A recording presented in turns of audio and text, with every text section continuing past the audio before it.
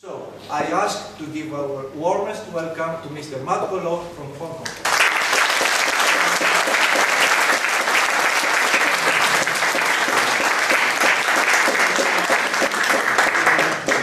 Thank you. Well, first of all, I must say thank you very much for Leela, President of United Shar Pei Cup of Greece, George, and all the members, well, who expensively imported us, the panel of judges, come over from different parts of the world to judge your show. Leela asked me to say a few words about the Shar Pei. I'm happy to do that. Well, actually, after 26 hours of flight from Hong Kong to Greece, and also we make a very pleasant tour in your city today. I actually a little bit tired, but after seeing all your smiling faces, I got excited.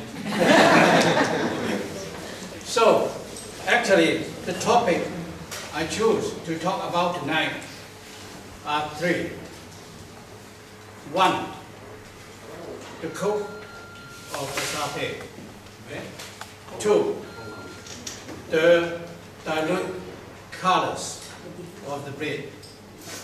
And three, the recent very hot controversial topic, the traditional. Well, don't ask me what is wrong, what is right. But what I'm going to tell you is my experience, what I know about it. Well, before I do that, Leela asked me to bring some pictures of mine. So I bring some really old pictures of mine to show you. Well, that is, well, about the first few years I start with the bread. Well, since this one come up first, this is the very first show I ever judged in the year of 1979. You don't recognize, this is me. Long hair.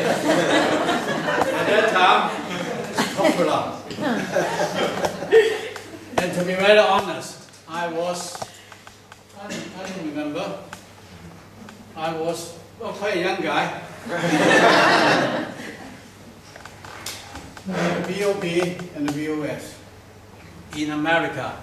I believe in a place in a city called San Juan Capistrano in South California. Well, can somebody, please, show the next picture? Oh, sorry, I don't know how to operate on that. This picture should come first. Wow, a black and white photo, very blurred. Well, she was my very first Shar Pei that I owned. Well, I'm sorry, the picture you cannot see properly, but that is a headpiece, the muscle, neck, limbs and body. To me, even I want to tell you now, the best feature of this bridge is just the coat. Just the coat. This is not the type that I want to use in my breeding program. So, a bit of history about this dog. Well, when I have this dog is in the, I don't remember the year, but it's got to be in mid-19 60s, long time ago. And this dog is actually, at that time, I still had not finished my high school. But in my spare time, I gave some private lectures to some of the kids. And it happened, the father of that kid was a dog fighter. And he had a little puppy. And this is a little puppy he gave me. And that was my very first Shar Pei. Not a good specimen to me, but she taught me a lot of things. I learned about the characters of the Shar Pei. The Shar Pei got a character which is so different from a lot of purebred dogs. They are more like, much more like the character of a child or some other Chinese breeds of dogs, which got, well, I would say they got their own horns. They are different, but some of the characters which is so accepted by Chinese family. So Chinese breed really, because of our culture, so a Chinese breed is really that sort of dog that is more suitable for a common Chinese home. Don't forget, in olden days, in Chinese home, dog is a dog. Human is human. Dog is just an animal, belong to the family. Chinese people, I'm talking about in the olden days, they never regard dog is a member of the family. So that was the case. So, this is my #1 Shar Pei. Looks like a modern Shar Pei, except the ears. But she was my most important foundation kid. No matter, she carried no registration, no pedigree. I just found her. But through all the test meetings, she was my most important foundation kid. And she, no matter which were the stud dogs I used on her, she always produced her own type.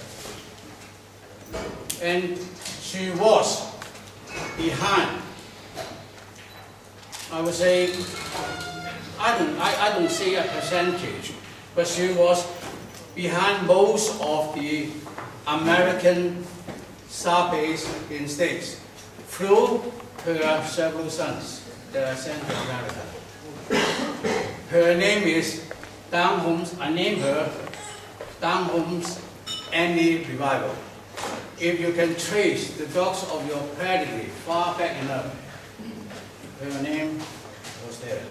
This one, sort of, I call her clumsy dog. Well, why I show you the picture? This bitch, again, no pedigree. I just got her somewhere in Hong Kong. And later on, sent her to America. She was the logo, the symbol of the Chinese Shar Pei Club of America. One very special feature about this breed, I don't say it is good, but one very special feature about this breed is the tail. Just like a hook. You check on the logo of the Chinese Shar Pei Club of America, you found this tail. Actually, they used her picture as their symbol at that time.